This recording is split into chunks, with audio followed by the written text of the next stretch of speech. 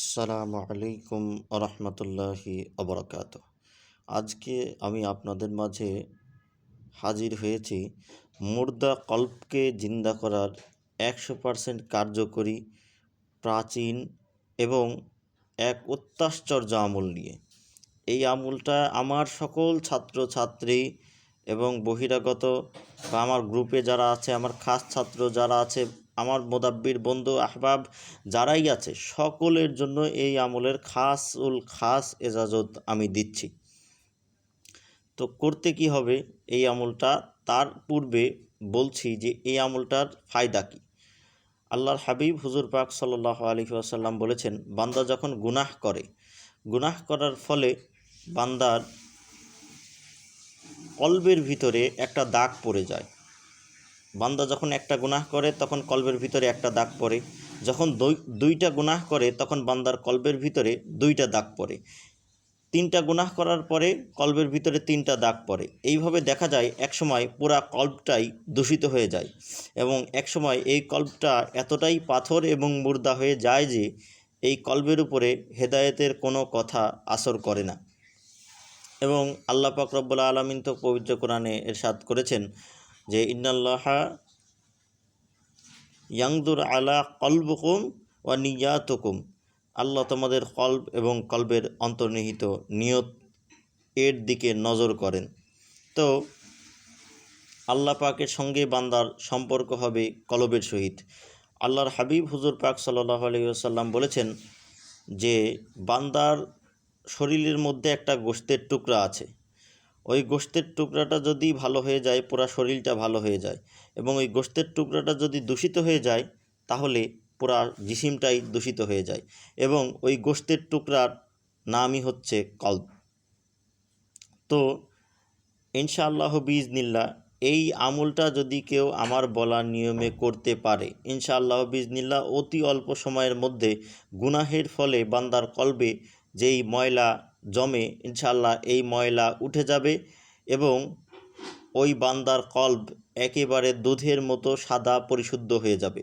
যে সমস্ত ভাই বোনেরা আছেন অনেক গোপন গুনাহে লিপ্ত, কারো কাছে বলেনও না, কিন্তু মনে রাখবেন আল্লাহ পাক রব্বুল আলামিন আপনাদের প্রকাশ্য এবং গোপন সব কিছু সম্পর্কেই সম্যক অবগত। তো যারা আছেন ওয়াসওয়াসার রোগী, শয়তানে আপনাদের প্রচণ্ড ওয়াসওয়াসা দেয়, আমলের প্রতি মনোযোগী হতে পারছেন না, অথবা যারা মোদাব্বির আছেন কিন্তু রুহানি শক্তির আমল করার সময় পান না, কিন্তু আপনাদের রুহানি শক্তি খুব বেশি দরকার, অথবা আপনারা আল্লাহ পাক রব্বুল আলামিনের নিকটবর্তী থেকে অত্যধিক নিকটবর্তী হতে চান, তাদের জন্য আজকের এই আমল। এই আমল যদি কেউ রেগুলার করতে থাকে ইনশাআল্লাহ বিইজনিল্লাহ সে একদিন আল্লাহর অলিতে পরিণত হবে। এই আমলটি খাস এবং সচরাচর কোনো কিতাবের মধ্যে এই এলেম পাওয়া যায় না। এটা আমার মুর্শিদ কিবলা জানের পক্ষ থেকে এই আমলের অনুমতি আমাকে দেয়া হয়েছে এবং আমি আমার মুর্শিদ কিবলা জান থেকে আপনাদের এই আমলের অনুমতি দিচ্ছি। তো বিষয় হলো করতে হবে, এইখানে দেখেন প্রতিটা লাইনে আমি এই যে মার্কার পেন দিয়ে প্রত্যেক লাইনে 11 বার আল্লাহু লিখেছি এবং 6 লাইনে এইখানে মোট 66 বার আল্লাহু লেখা আছে। তো আপনাদের সর্বপ্রথম কাজ হবে যখন সূর্য উদয় হয়, সূর্য উদয় হওয়ার পরে যখন সূর্য লাল থালার মতো আকৃতি ধারণ করে এবং সূর্যের প্রথম কিরণ দেখা যায়, ওই সময়টাকে ফালাক বলা হয়। এবং আল্লাহ পাক পবিত্র কোরআনে এই ফালাক নামে একটি সূরা নাজিল করেছেন এবং কুল আউযু বিরব্বিল ফালাক এবং ফালাকের রব বলে নিজেকে দাবি করেছেন এবং নিজেকে অধিষ্ঠিত করেছেন। তো নিজেকে ব্যক্ত করেছেন ফালাকের রব হিসেবে। সুতরাং ফালাক এই সময়টা যখন সূর্য লাল অবস্থায় থাকে, রক্তিম অবস্থায় থাকে, এই সময়টা খুবই গুরুত্বপূর্ণ।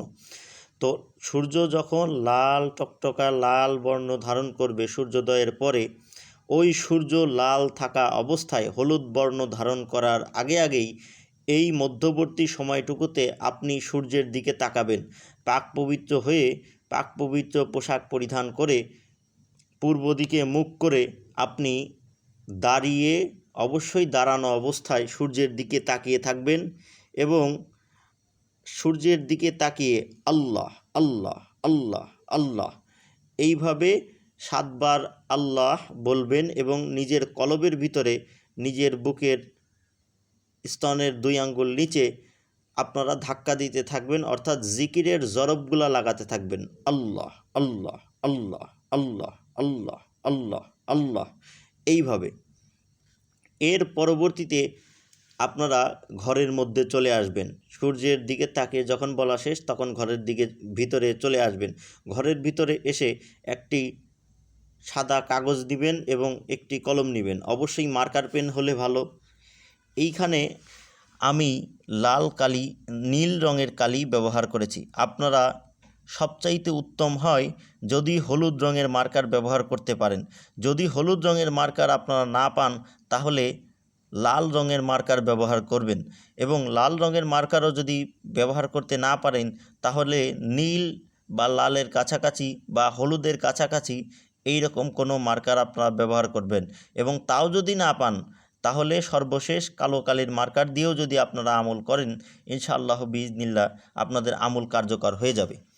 তো এইভাবে সাদা কাগজের মধ্যে 6টা লাইন আছে, 1 2 3 4 5 6, এবং প্রত্যেকটা লাইনে 11 বার আল্লাহু লেখা হয়েছে। তবে আল্লাহু লেখার মধ্যে এইখানে আপনাদের একটা টেকনিক খেয়াল করতে হবে, সেটা হলো এই যে হায়ের 2 মাথাটা, এই 2 মাথাটা আপনাদের একসঙ্গে লাগানো যাবে না, এটাকে আলাদা রাখতে হবে। আমরা তো আল্লাহু লেখি কখনো কখনো এইভাবে,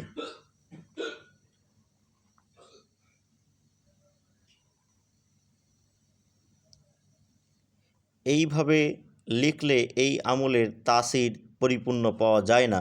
আপনারা অবশ্যই যখন আল্লাহু লিখবেন তখন এইভাবে আল্লাহু লিখবেন।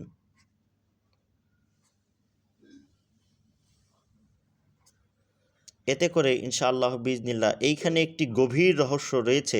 সেই রহস্যটা আমি আপনাদের মাঝে এই মুহূর্তে বিস্তারিত বর্ণনা করছি না। তবে ইনশাআল্লাহ বিইজনিল্লাহ এইভাবে যদি লিখেন 2 মাথা আলাদা করে, তাহলে এই আমলের থেকে আপনি পরিপূর্ণ ফায়েজ এবং বরকত লাভ করবেন ইনশাআল্লাহ। তো করতে কি হবে, এই নিজের হাতে, আমলকারী ব্যক্তি নিজের হাতে এই 66 বার একটি কাগজের মধ্যে আল্লাহু লিখবে। লেখার পরে এই যে আল্লাহু সে লিখেছে সেই লেখাটার দিকে 5 মিনিট তাকিয়ে থাকবে এবং অন্য কোনো দিকে তাকাবে না।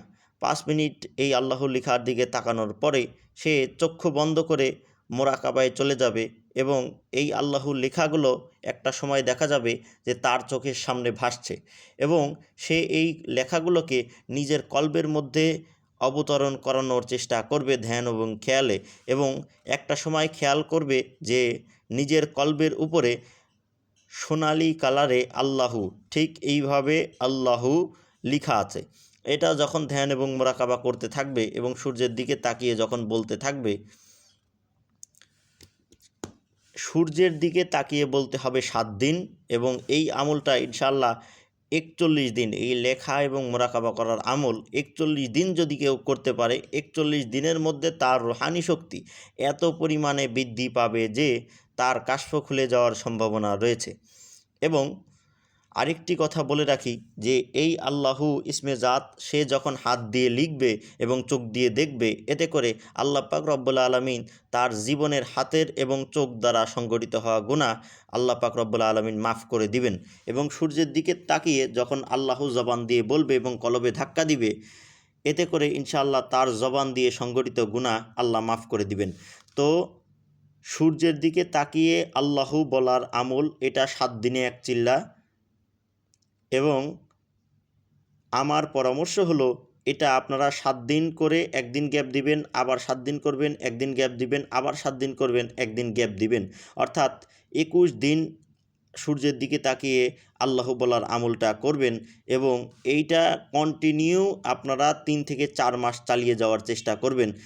এইটা লিখতে এবং মোরাকাবা করতে আপনাদের সর্বোচ্চ 10 মিনিটের বেশি লাগবে না।